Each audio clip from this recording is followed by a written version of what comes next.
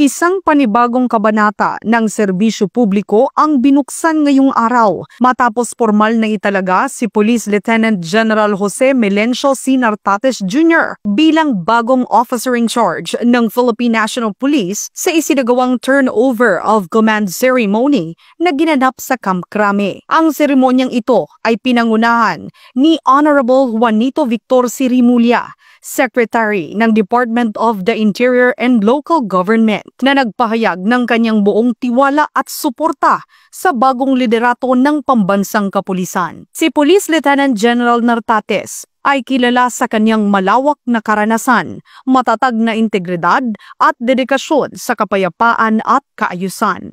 Sa kanyang mensahe, ipinaabot niya ang kanyang pasasalamat sa tiwalang ibinigay sa kanya at tiniyak ang kanyang paninindigang ipagpapatuloy ang reforma at makataong pamumuno sa buong hanay ng kapulisan.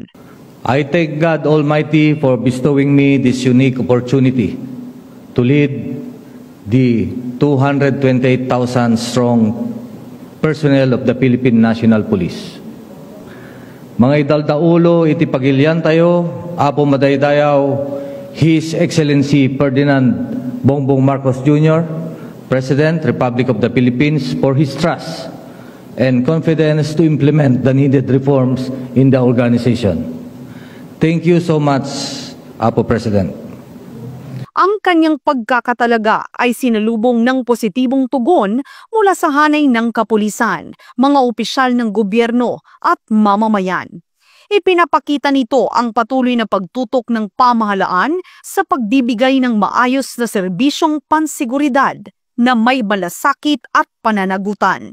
Sa pamumuno ni Police Lieutenant General Jose Melencio C. Nartates Jr., umaasa ang taong bayan sa isang PNP na higit na magiging bukas, disiplinado at tunay na tagapagtanggol ng kapayapaan.